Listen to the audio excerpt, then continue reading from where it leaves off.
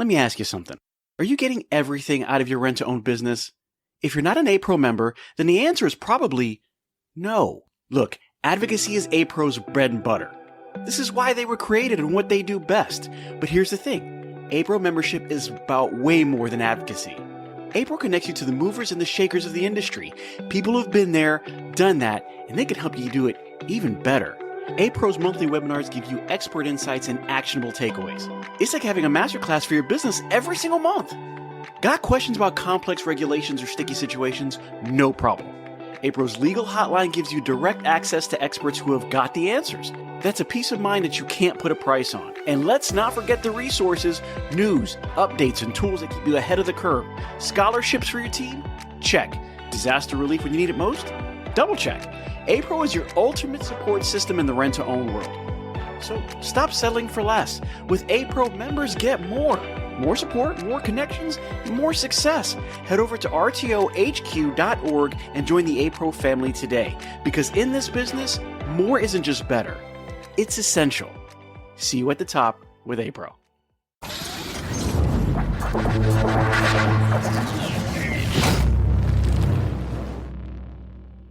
Hello and welcome to the RTO show.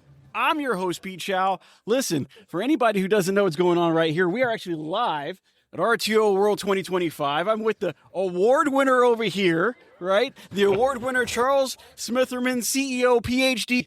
He's got more backstory than anybody I know, right? I wanted to know, Charles, before we get started, how come we don't call you doctor? I feel like I'm doing you a disservice by not calling him doctor.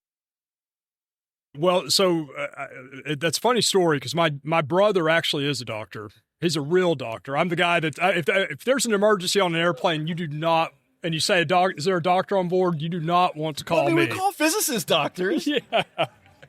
And you know what? It was one of those things. Once I got it, I never wanted to use it. He's like, you know what? If I can't object, it doesn't matter. So today, listen, we have a great show for everybody here. There's live going on all behind us. You're not going to see that in this video, but there is everything going on out there. Right now, we have one of our first interviewees here, Michael Waldman. Introduce him in a second. But first, we got to talk about the dunk contest. And I say that loosely because it's actually a water dunk contest.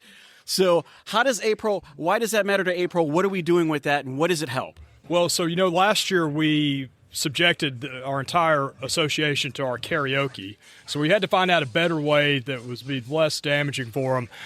We're looking for ways to raise money for the APRO Charitable Foundation, particularly the scholarship fund. And so we're looking for a new way to do it. So this year we're going to be over at the ballpark. And we tried to make it as much of a baseball theme, and so you add one and one together, and we get a dunk What tank. more baseball themed than dunking somebody in a tank, right? And it's for a good cause, everybody. Just so that you're aware right now, if you donate to the APRO Disaster Relief Fund, this guy, along with like 5 others, are going to go in the water if we hit $10,000. So that means you've got to do it. And that guy over there. You got to make sure that they get dunked. So right now, the participants are Mike Kays, Mike Tissett, Dan Fisher, Kevin Silvers, and our favorite Charles Smitherman is in there. All right. So those are available for donations. Right now, I just wanted to talk to you about the sponsors of the RTO show. So APRO, bring the premier sponsor. Thank you for being here. I got Jeff way over there. He's kind of like getting intent on getting ready to go. But, APRO does a great job in helping us get through to the real part of what's going on, and that's everybody here, making sure that they understand not only how to do better, how to be better, and how to get better. Yeah. One way or another, whether it's community, whether it's being in your showroom, whether it's talking to some of the legends that we have walking around. It is absolutely amazing to do that. Also, we've got Wow Brands now, a official platinum sponsor, Gerard Norman Marketing. I got honorary sponsors, JLR America. Hopefully we can get Aaron's in there sometime. Yeah. I don't know, one of these days. We'll see how this goes. So we're gonna talk about our guests really, really quick. So the first guest that I have today is Michael Wall. He's going to introduce himself. He's from Aaron's. I got Andrew Hajdu up next. He's talking about some marketing, what's going on in the future, what's happening with us, and how we can kind of pull from what's going on outside of the rent-to-own source to make what we're doing better. Yeah. Which I'm really looking forward to that. And then we've got Jeff Smith, who's going to tell us all about the legal situation up in New York. He's going to talk to us about hometown rentals. He's going to talk to us about being president of the NYRDA. Well, you got a lot to talk about. All right. So we're going to start with Michael Wall. How you doing, Mike? Good, Pete. Thanks for having me on the show. All right. So a little bit that we wanted to know. Let's talk about you. What's your current role in Aaron's, and how did you get there? Sure. So, Pete, I'm the Senior Director of Corporate Affairs at Aaron's. That means my team and I oversee our government relations, corporate communications, and our corporate meetings and events. So basically the external affairs, if you will, for the company. So just to make sure, do you when you go out, you're the face? You got it. So it's like Aaron's, and then they have the thing, and then they have Michael Wall's face next to it. Is that like the trademark symbol? It's pretty close. And the dog. Don't forget the dog. What's that? And the dog. Don't forget the dog. Oh, yes, of course. Lucky Dog is definitely the mascot of the company. Totally understandable. So, as we were talking, there was a couple of things that we wanted to kind of go over, because there's been a lot of good change going on at Aaron. I mean, there's been that, now that you're the face, I mean, you get to really kind of embody what's going on and say, we've made some big changes. We've done that. Did you want to talk about that, or should I shoot into that? Yeah, sure. So, I mean, I think it's well known now, especially in our space here as we sit here live at the show.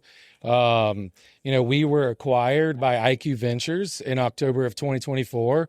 And really that acquisition has given the company and our management team the freedom to focus on the things that really drive the business. Gives them an opportunity to look at investments 3 to 5 years down the road versus looking at the next quarter, right? And being able to really fuel growth in the company. It's been exciting. Is there a real big difference between shareholders and just being independently owned?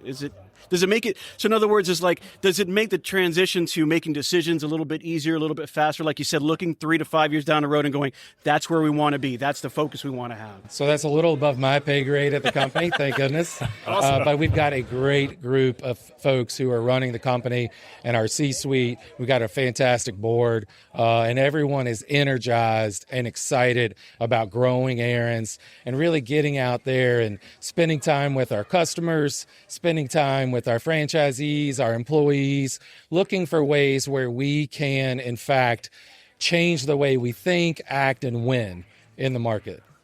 And speaking of board, Michael is one of our newest board members on the APRO board. So we're excited to bring Michael on board and really continue the Aaron's presence, because they bring so much to the association. We're actually on the podcast now. Yes. And Gopal just stopped by. Gopal Reddy, Gopal just one of stopped our by. great franchisees at Aaron's. Why don't you come in the camera and say hello? Come on, sit down, Gopal. Who just won the Heritage Award. So after years of slaving away at this industry and doing everything you can to put back, somebody said, hey, we better recognize this guy. We better give him a darn award and let him know we love him. We appreciate everything that you've done. In case they haven't said it, we do appreciate it. Yeah. But well-deserved, Gopal. So now we got, all kinds of attendees and board people up here and everything. So with what happened, we make that transition. There was also something else that happened. Aaron's was looking at making this, I don't want to say an AI model, but there was this model where it was very streamlined, smaller square footage, but yet you have the ability to engage your customers electronically through online, making it very quick.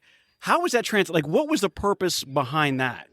Yeah, so I think you're speaking more to the Gen Next model. Yes. So some of those stores were larger in footprint, but mostly what I would say is the goal there was more modern shopping experience, so brighter stores, cleaner footprints, just real modern integrated technology so that it would make the shopping experience, the retail experience smoother and more engaging for the customer. So, and I'm sorry if I said that wrong, because I did say smaller, but what was different about those showrooms than a traditional showroom? So they're big and bright, which is great.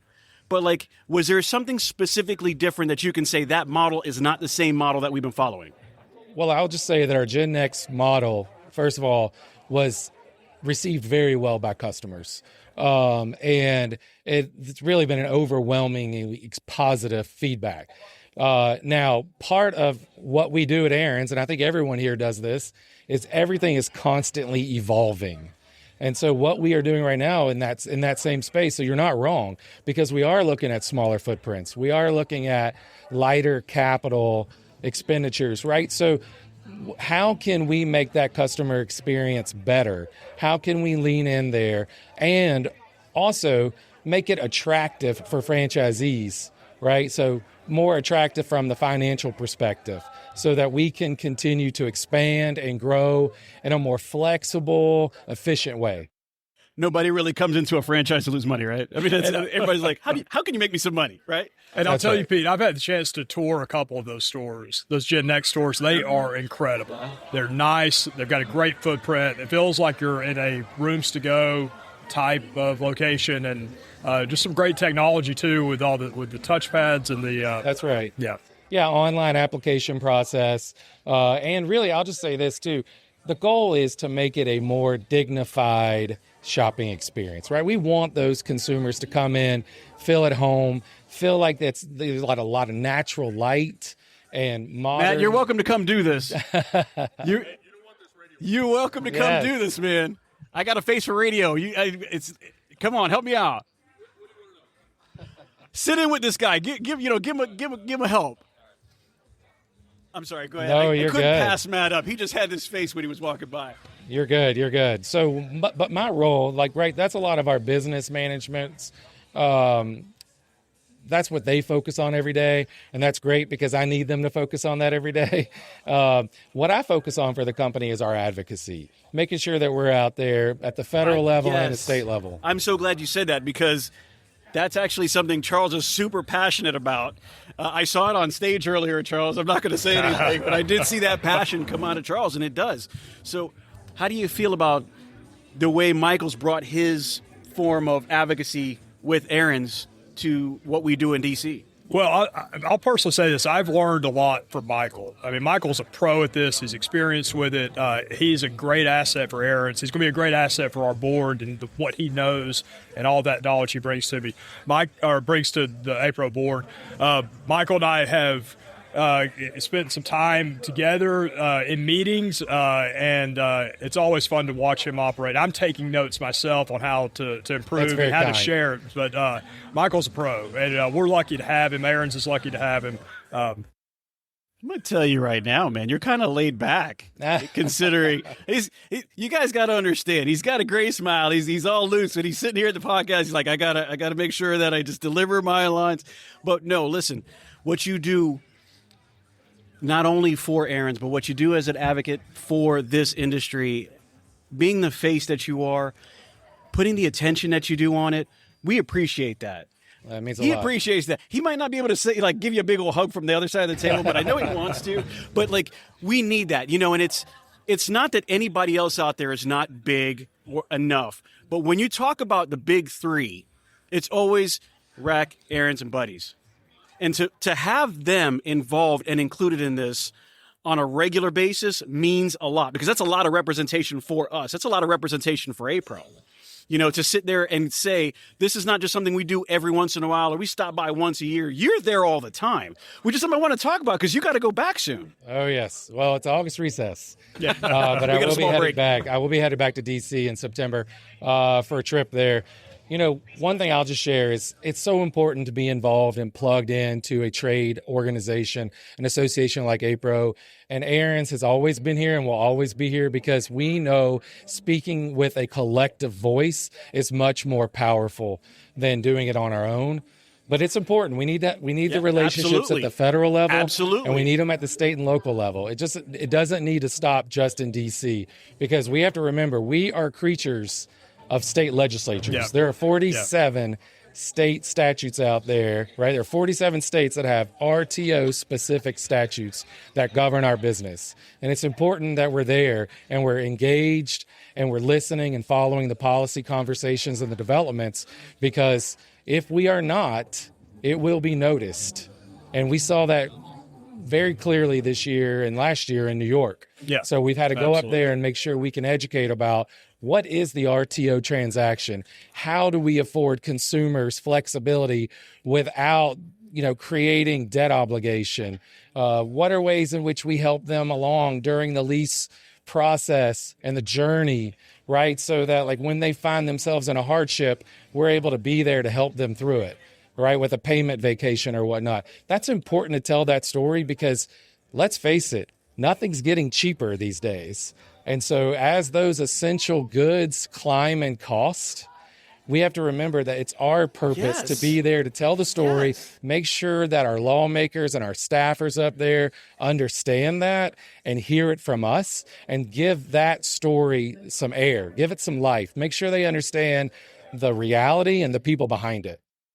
Now we know why he's the face, right? Exactly. There you go. If you're You do a great job at that. You do a great job. Charles, if we're having some, first off, are you guys both lawyers? Yes, but I don't play one for the company. I'm Same in here. between a Yeah, lot of legal recovering representation here. I just want to say that out loud. There's a lot of legality in this. Fortunately, I have a great legal staff and a great legal department, and I get to pitch a lot of hard questions their way, and they help me figure out what we're going to say back to our regulators. So let me ask you a question. With the legal background and you being in D.C. all the time, and I love that you're there because I think you have the personality for it, but what made them decide that you were the person to represent this part of the company? We got this lawyer, and he does a great job. He does a good job at APRO. He does a good job. You know what? You're the guy. Well, that's easy. They hired me for it.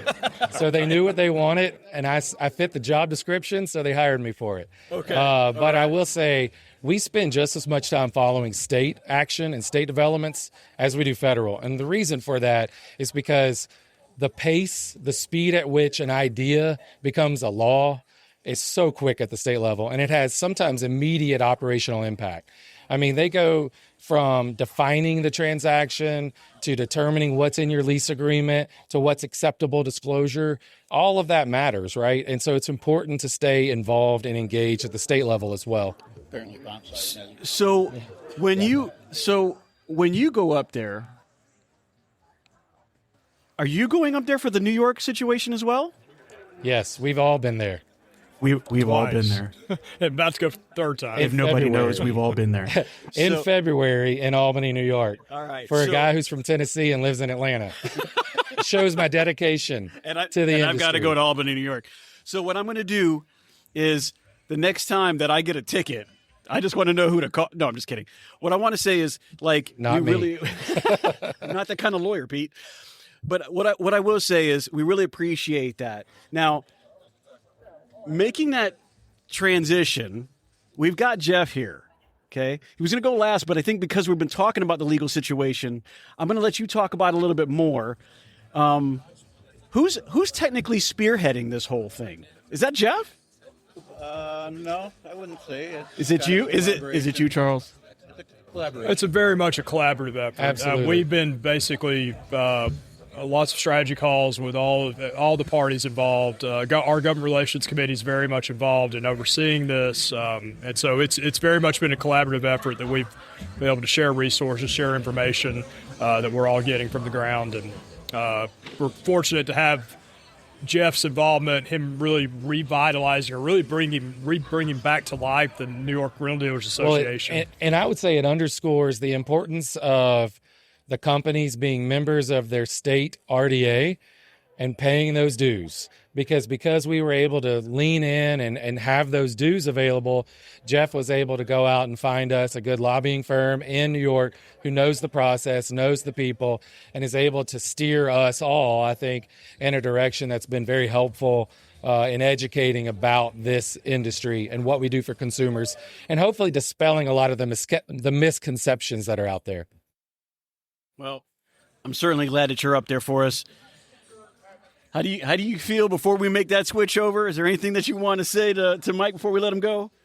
No, just thanks for being here. Thanks for your service. Thanks for being on the board and everything you do. And it's been looking forward to. Thank you. Continue Looking to do forward to this. it as well. And I will say this because she is my boss. Rachel George, who's rolling off the board this year, and I am now being elected to it. I have some really big shoes to fill. Yeah. Rachel's been, I think, a great resource to APRO. Yeah. And has the legal acumen that I do not have. But I am looking forward to continuing to learn from her in my role, and we'll continue to bring that. While she's stepping off the board, she's not stepping away. And so we'll continue to bring everything we've got at Aaron's to support APRO and its mission. I'm going to say, hey, Rachel, if you're listening or if you're going to listen in the future, we appreciate what you do. We appreciate everything you do. Mike, I appreciate you being here. I appreciate you taking out the time. I know it's not always easy, but being able to stop in for a little bit at least and saying hi, we do appreciate it. Up next, we're going to have Jeff Smith. All right, so next up, Jeff Smith. And I pulled from the crowd Matt Ridiculous because he was trying to get through here, and I'm like, no, you got to come in. You got to come in and help Jeff out. He deserves that. Yeah. So to bring us up to speed, if you haven't heard the stories before, these gentlemen have both been on the podcast before, kind of representing not only their brand new business, the Hometown Rentals and Northeast, but Jeff now is the sitting president of the NYRDA that you actually brought up and resurrected. Now, was APRO a part of that? We were, as part of like a strategic initiative, we were looking for states that were either inactive, weren't represented, and we reached out to Jeff, and Jeff. I'll say this about Jeff. Jeff is, you can ask him to do anything. He is going to be there for you. He's reliable. He's willing. He's a great board member. He's served on our board now for just a year, which is crazy because of how much that he's contributed. And this New York situation was exactly it. He was recognized that today and in New York by winning the Ed Wynn Advocacy Award for all the work that he's done and the association's done up there. I love seeing Jeff on there. He looked even nervous on his own video. There's nobody in the room, but he's sitting there. He's like nervous. Oh my he's God, like, yeah. Everybody's watching this. I'm like, So we're gonna start off with some simple stuff that I think everybody's interested in, everybody wants to know. Sure. Right? Tariffs is coming. Whether it's here or not, you've got these scared people worried about what's going on with the tariffs. So it hasn't hit, but you've got people in fear. So how is that affecting us right now? Are you guys seeing a reduction in some of the things that are going on because of the tariffs, or is tariffs affecting us at all? I don't think so because of the 90-day extension that we got yesterday from Trump. There were some vendors that were kind of trying to pre-plan for that, assuming that the tariffs were going to hit, and we're forecasting a price increase. But as of yesterday, the price sheets that all came out today, or most of the price sheets that we're seeing, don't have any tariffs on them or any price increases on them. So I think temporarily, at least, we've dodged that the T word. We call it the T word. I like that. Okay, so. From an APRO standpoint, from a rent-to-own standpoint, is there anybody to talk to say, hey, you know what? I'm not saying good, bad, or indifferent. I'm not here to be an economist because I'm not. I pretend one on TV, but I'm not. And say some things are great, some things are not. Is there a forefront to say maybe the tariffs might not be good for this industry? Or do we feel like we can take that hit? We build it into the price model because we take care of people. We do deliveries. You do have, that ability to return when you can't afford it, and we'll take it back out to you with a lifetime reinstatement. Is it more that way, or is it more these tariffs are it's going to be hard? Let's figure this out. I would say now more than ever, it makes this transaction even more valuable than it's been in the past because of that. If a customer's not ready to commit that extra, or even if they just want to wait it out and see, say, so if somebody's paying attention and they see that Trump just did the 90-day pause with China, and they say, I really need this furniture. I'm just going to go rent it for a couple months. Then I'm not obligated, or I'm not committed to that. And the other side of that is we always pass the savings on to our customers. The other unfortunate side of that coin is we would have to pass any increase on to our customer as well. But it's a double-edged sword, but it works both ways, I guess. Talking about a double-edged sword, and I'm going to let you guys talk about this. We've got some legislation in New York that's really starting to kind of linger a lot longer than it should have. Now, you guys have, 2 stores in New York and 1 in Pennsylvania? Three in New York, 1 in Pennsylvania. 3 in New York. God, you guys are growing. Yes. Like every time I turn around, it's a new store. Yeah. So when you're looking at this, and you know how this is, because when we're looking at this, everybody, the point is not that it's just going to affect New York, which is especially going to hurt you guys, but we're talking about this is something that can affect the New York State and then be carried on to another state, which might then cause a domino effect, right? We got certain states that are probably a little bit more liberal in that area. So we're talking about California, we're talking about Illinois. What's going on with that right now? Let's take a quick break. Hey everyone, it's Pete Shau here from the RTO Show podcast, and I want to tell you about a company that's making a real difference in the rent-to-own space. Wow Brands. I've seen firsthand how they approach marketing. And let me tell you, it's not just about ads. Wow Brands builds complete digital ecosystems designed specifically for the rent-to-own industry. Their e-commerce and lead generation strategies are built to bring in qualified leads. And did I mention that they are actively working with the rent-to-own industry while also being members of APRO and TRIB? Listen, these folks are passionate problem solvers. They don't just slap something together. They design, build, and scale the kind of digital retail tools your business needs and your customers actually want. So if you're serious about growing, reach out to Wow Brands at wowbrands.com. I trust them, and I think you will too. Well, fortunately, the session ended back in June, and the bills that were both pending in both chambers up there expired effectively, or they died on the vine. New York's kind of just an interesting state. I think we learn more every time we go up there and talk to someone about how that their process works. But the bills are around, and they're not dead yet, and so we're really continuing to press on getting our messaging out, getting the word out, really fixing these misconceptions and these really bad talking points that keep mischaracterizing what we do, mischaracterizing the importance of what we do, and how important it is for those consumers that utilize our product. And that's growing. We provide a good option that exists for a reason, and it's going to continue to grow because it is a good option and being able to offer the flexibility that it does. And so we've just got to keep the foot on the gas and providing that messaging, making sure that we're telling and characterizing it the way that it actually is and fighting these misconceptions, because that's really the bottom line of what's happening up there, is that the people that don't understand what our business is have confused us with other financial products out there, new products that may or may not need to be looked at. But we're going up there and saying, look, we've been regulated since 1986 in this state. You revitalized or amended our statute in 2009. We're here to work with you, but you don't need to throw us into this big jumbo bill that's got all these different things that mischaracterizes everything that we do. And so it's really just continuing to get that messaging. We're really trying to work on personal things. I think Jeff had someone in his store pretty recently. Yeah, we're actually Senator George Borrello was down because he's got Really? He came to the store? Yep. That's what I'm talking about. Yeah, he's obviously got a vested interest. He's got 3 stores, or all 3 of our stores are in his district, all along the PA state line, and he knows if this goes through, we're going to move, 2 miles, 4 miles Matt, south. you didn't scare him out of the store. And You didn't scare him out of the store. Get out of here, man! You're not passing that legislation already. Not in this store. No, I'm just kidding. No, he's definitely on our side, and he's a business owner as well, so he understands, what we're up against. And to Charles's point, we're kind of regrouping and revamping our message to Albany. We're trying to humanize the transaction a little more. I think they look at us as the big bad, evil empire. No pun intended for New York State with the Yankees, but You did throw that in there. Yankees fan too, so that makes it easy for me to make that comparison. It's a flaw of all of us. Yeah. I'm a Yankees fan. I'm good. I welcome the evil empire moniker in that situation. But we're just trying to everything we've tried isn't working, so that's why we're trying to humanize the approach this time and show them real world examples. I think Larry Carrico said it best. We don't sell mattresses, we sell a good night's sleep. We don't sell refrigerators, we sell cold milk, and that's kind of the message we're trying to portray to them. And as we get ready to do our 3rd and our 4th trips out there, or however many it's going to be, we're kind of learning that the message we sent the first 2 times isn't working, so we're kind of pivoting and going to a more human, and try to get some customer testimonials and get kind of some different messaging out there that hopefully they're a little bit more receptive to. Yeah, and I think I'll add to that. Look, I mean, we're sitting out here in the corner of this massive expo hall.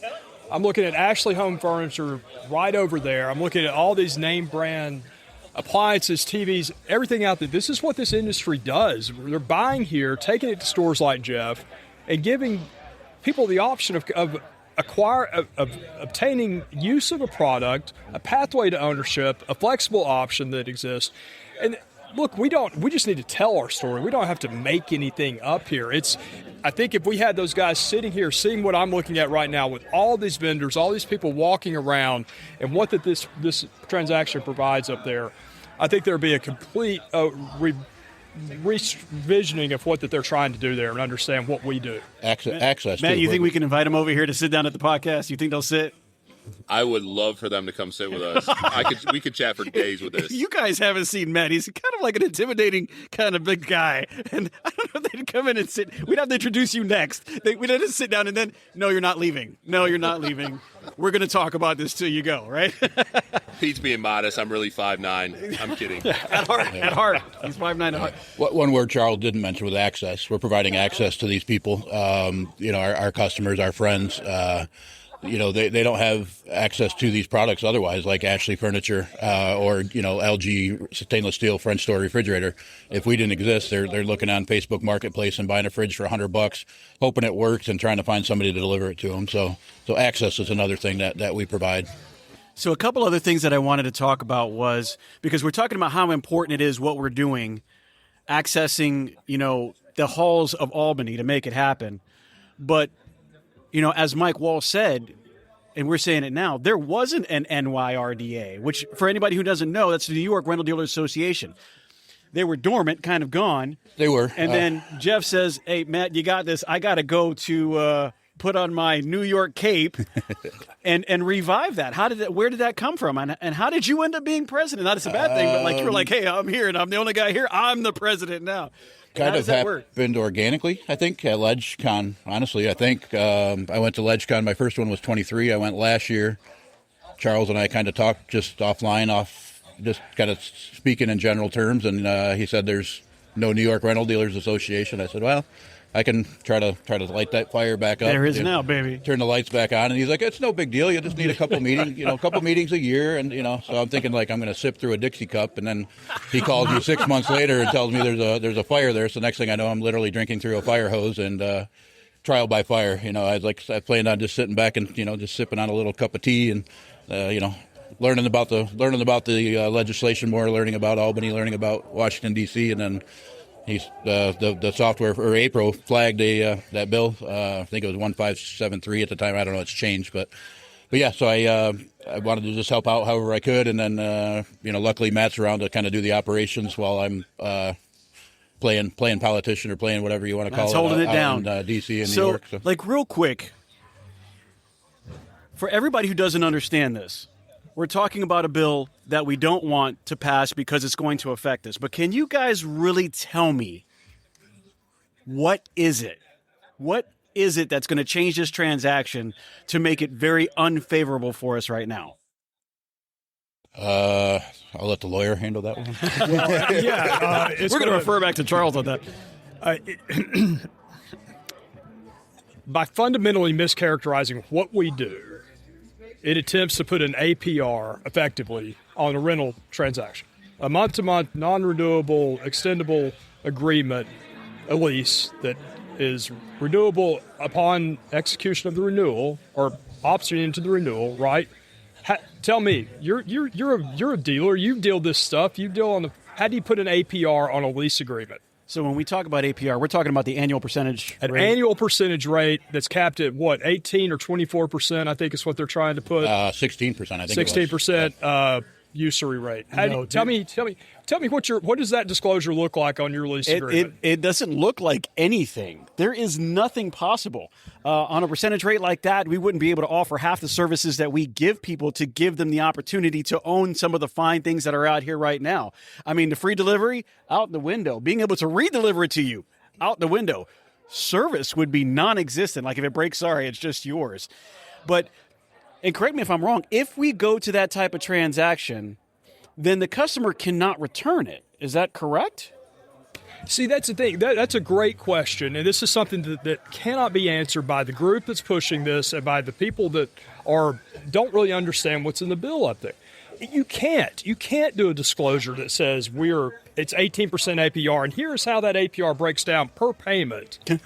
And we don't know if you're going to renew in 2 weeks, in a month, if you're still going to want this item in 6 months. So yeah, it totally undermines and redoes this entire product that is utilized heavily in that state because it provides an option. It provides an option to acquire all the stuff that's in this room right now. So yeah, I don't know, and the people that are pushing this don't know either, and that's really kind of the messaging we're trying to communicate to them. It's like, okay, what you're doing doesn't make sense on one level, but it doesn't make sense on like actual practical how it's going to work level. Well, just anybody in New York is listening, we don't like this. It's terrible. And for everybody who's working in New York State that makes a living doing this by helping the people in that state, you're going to put a lot of people out of business.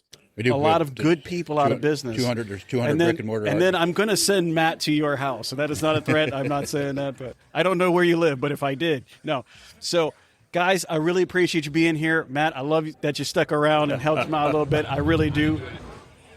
Mr. Andrew Hajdu. What's going on, Pete and Charles? Hey, Andrew. We're good, man. How are you? I'm great. Is Charles here to keep us in line? I gave you the baseball bat earlier, so I don't know. Oh, maybe I should go get that. Yeah. So, coming out of the legal thing, we've kind of talked about the advocacy. We talked about what's going on with Mike Walls and Aaron's. We've talked about what's going on in the New York Rental Dealer Association. Let's talk about something different. Yeah, all right? Let's get out of the Please. legality of all this. Let's put a little light on here. Andrew is the guy. So in case anybody doesn't know this, and I can't imagine anybody not knowing this, but Andrew owns Vox Populi, which I've always loved the name. I always thought that was a unique way to do it. Peachtree Corners has forever changed. Daniel over there is watching, his son.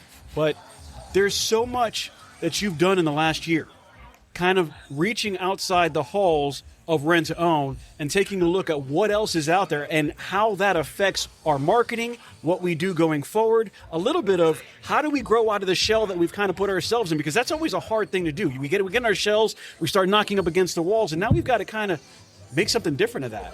And I think you've kind of really come across it very well. Yeah, so it's kind of cool, and one of the things that we've really started is making sure that we're getting out there and getting into other areas, but also learning and taking away as much as we can from any of these guys.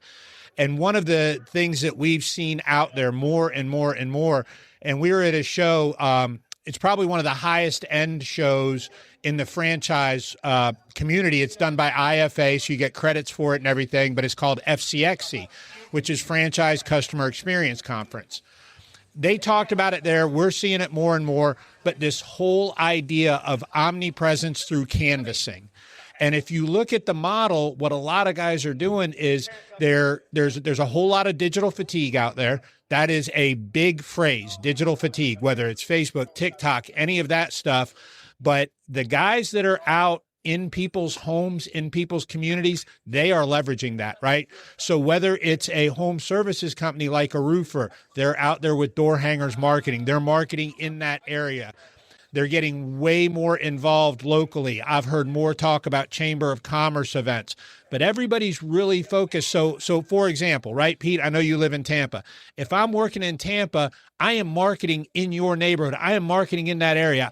I'm not marketing in Orlando. I'm not marketing out to Plant City and some of these other areas.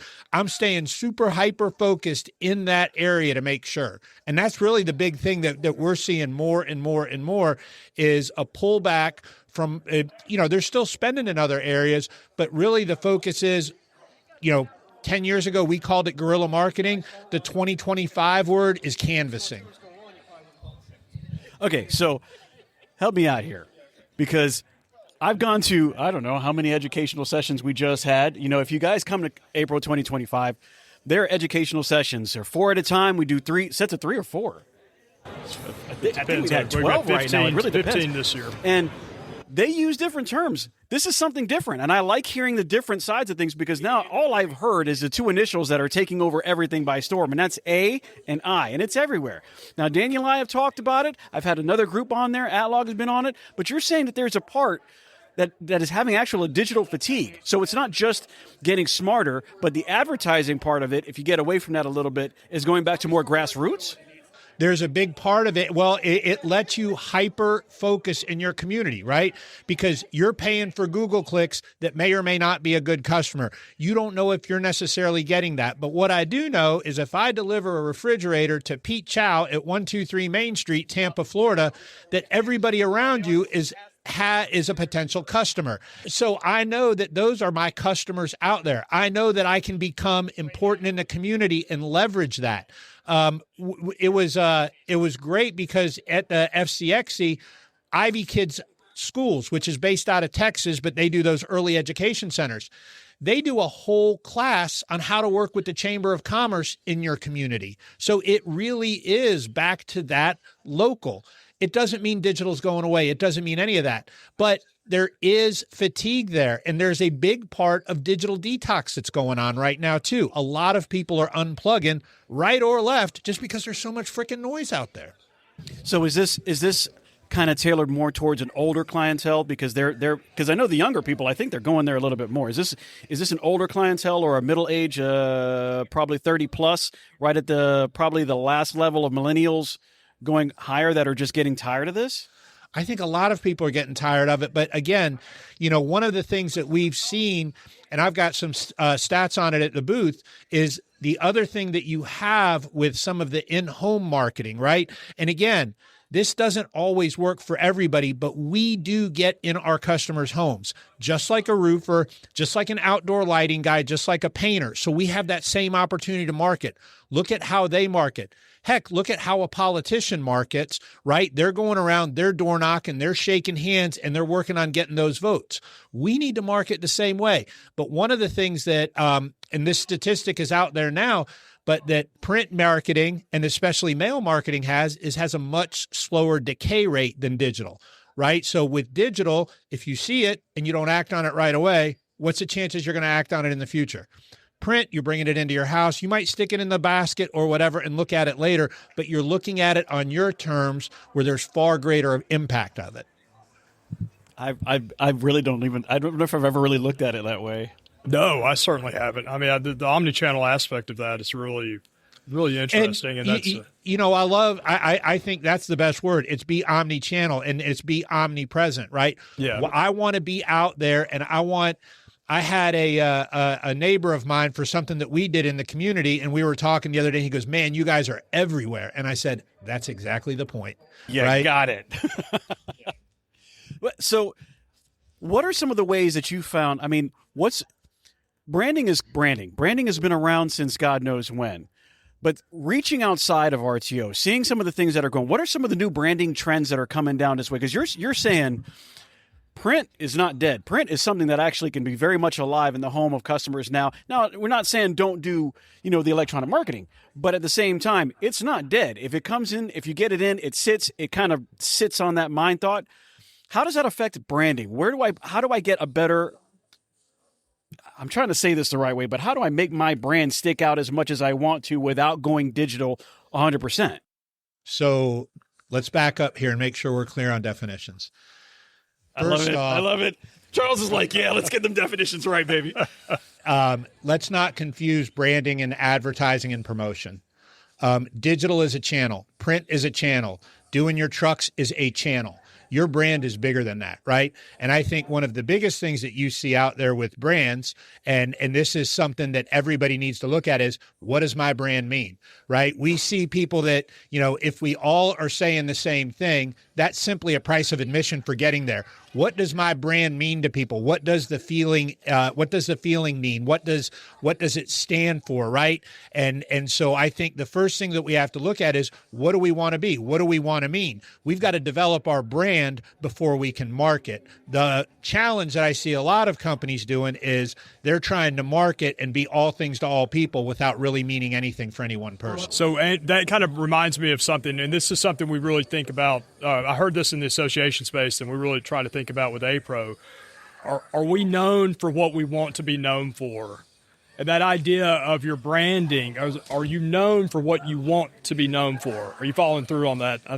100%. And it's not just, and you can't just say it, you have to live it, right?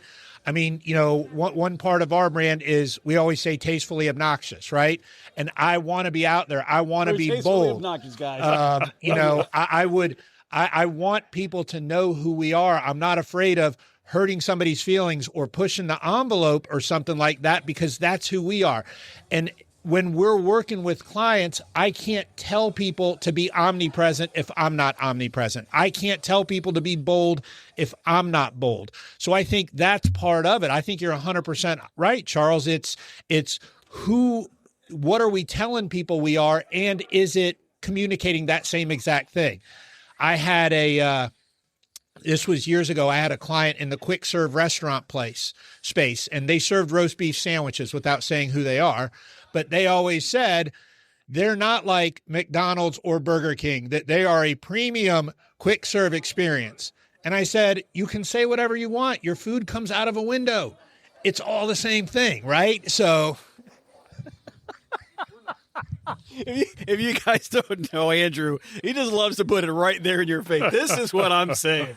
In case you missed it, that's why I love you, Andrew. So how do we use, kind of going back to it a little bit, but how do we utilize these businesses outside? Because rent-to-own's a very unique situation in the sense that we come together in different ways that other companies don't. We share a lot of innovations with ourselves like other companies don't. But then what we don't want to do is create that echo chamber where we're all excited about the same thing, but we could all be bringing in a new idea as opposed to one person and then we all share it. So let's flip that on its ear. What is going on outside of the rent-to-own space that can help us innovate as an industry?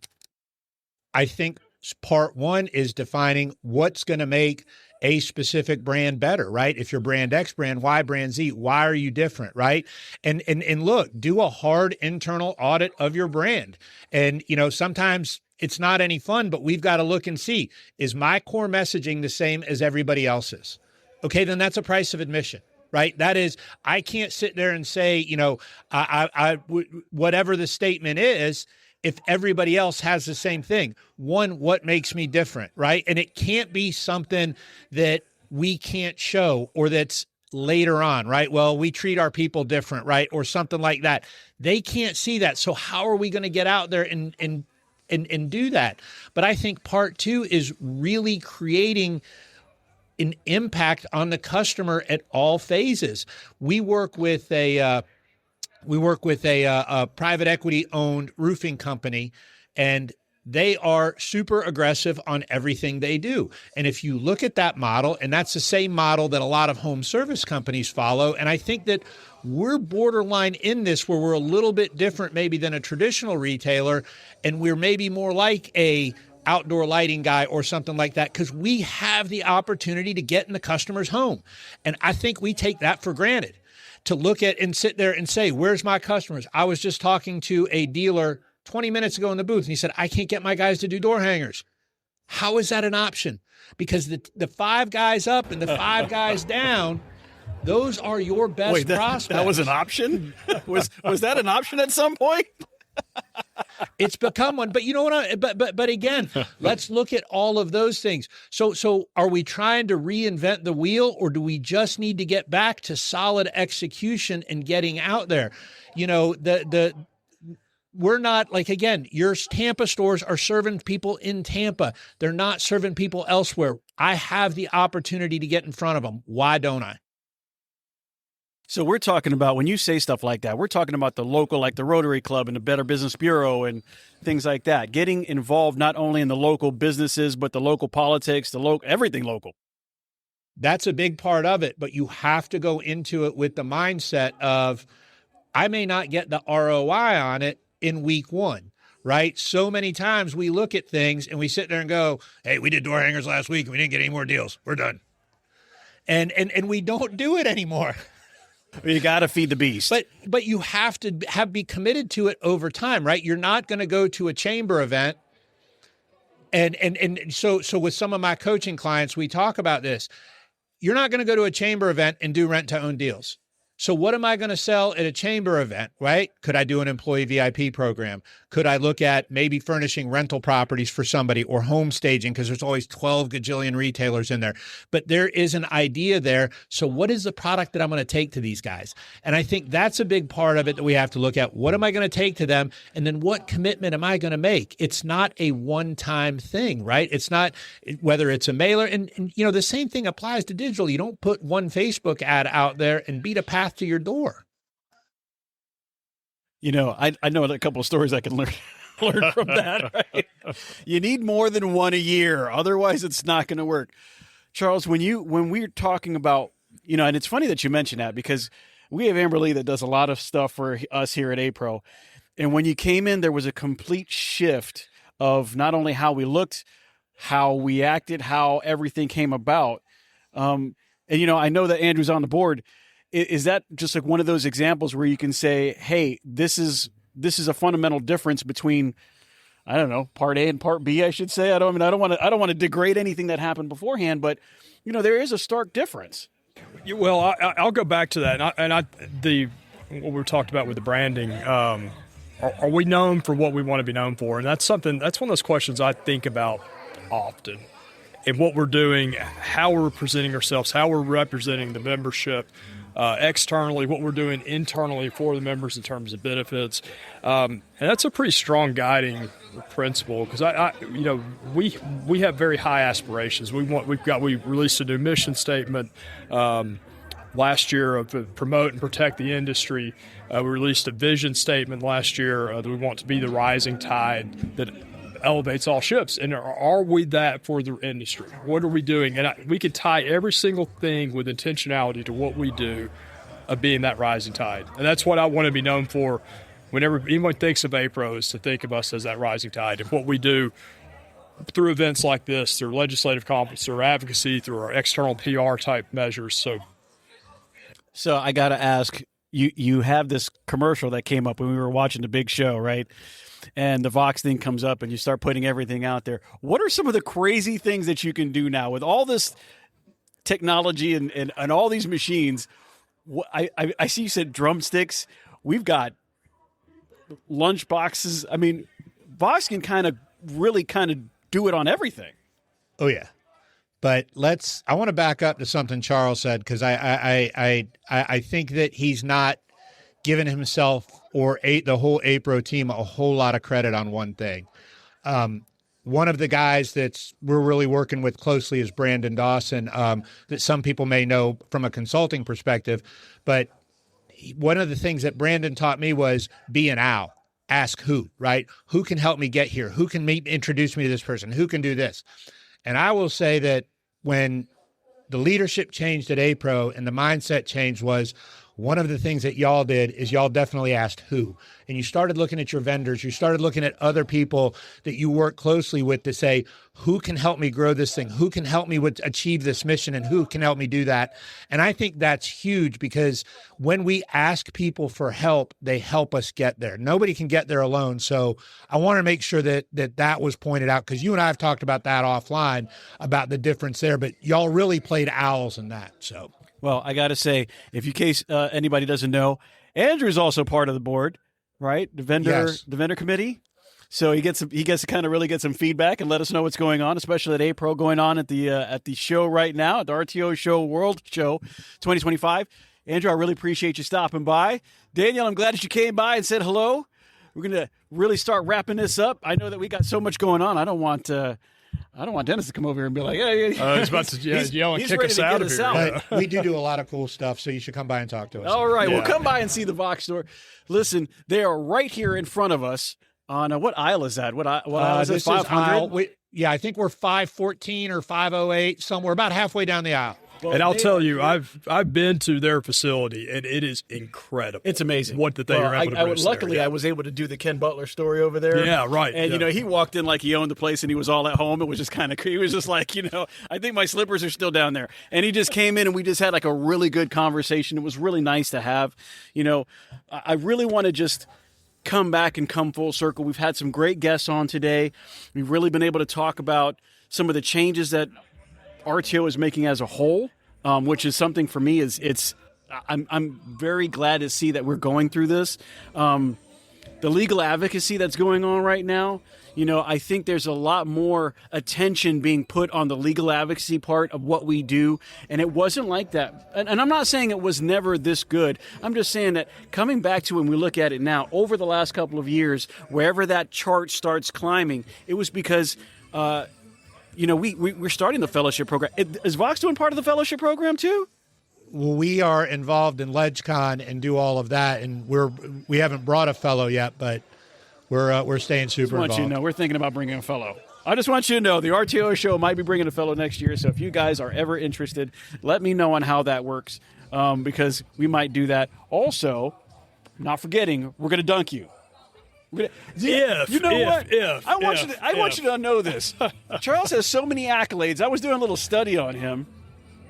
And from what I understand, Charles actually has a certificate that he's certified to be a CEO. Is that not right? You have a certified CEO certificate? I just obtained one to be a certified association. He's certified with a PhD. He's got a JD, but he's certified to be a CEO. If anybody didn't know that, he has got a certification that says he can do his job well in the United States. I wanted to say that out loud. I remember that. Listen, our sponsors, we do want to say thank you to all the sponsors. We got Wild Brands, we got Vox here, we've got JLR America. Hey guys, how you doing? Everybody that's doing a great job, Gerard Marketing, we really appreciate you guys getting together. Also, as sponsors for the RTO World situation here, in RTO World 2025, this would not be possible without all the vendors that we have coming together. I know you talked about it earlier. Vox does a great job at kind of really helping us put all this together. You guys got to see their booth. It's amazing. There's literally a big bull that's looking at the bowl that's on this table right now. And so wanted you guys to know, if you guys want to support us here, be a vendor, come in, support RTO World 2025, or you can support the show by being a sponsor. Hit me up at pete@thertoshowpodcast.com. Let me know what you want to do. We can work something out, but we really need to, I just want you guys to know that everything that you guys do for us is getting everything back to everybody else, and we do appreciate that. So last but not least, Charles, I'm going to let you cut it out. We have had a great hour so far, some great attendees stopping by. We got Andrew, Jeff, and Mike stopping by and kind of let us know what's going on. You ready to do this full time? Oh, yeah. No, not. I need you to be certified as a podcaster. I can tell you that hey, you know what? The service. I know a guy that can make you a certified podcaster certificate. Add that when Charles picked up two this week. Well, you might have two this week. So, I'll tell you this, Pete. What you do with this podcast is a great service to the industry. The stories that you're able to tell, going and talking to these people week after week, and what you do, we're proud to be a sponsor. I know Andrew is as well. Thank you for what you do, because you're a big piece of this industry and the things that we're trying to do with APRO and to grow and share the good news about what RTO is. So, well, I couldn't compete with APRO or Vox, so I had to come up with a whole different niche. I was like, you know what? Nobody's doing this. We're going to go a whole different direction. But I really do appreciate that, Charles. And it's about the passion. I wouldn't do this if it wasn't the passion that I have for the business, and watching the people that go by right here and their passion for the business and enjoying that. So I really appreciate you guys. I appreciate you guys coming by. We thank you for listening to the show. And I want to tell you guys, as always, get your collections low to get your sales high. Have a great one.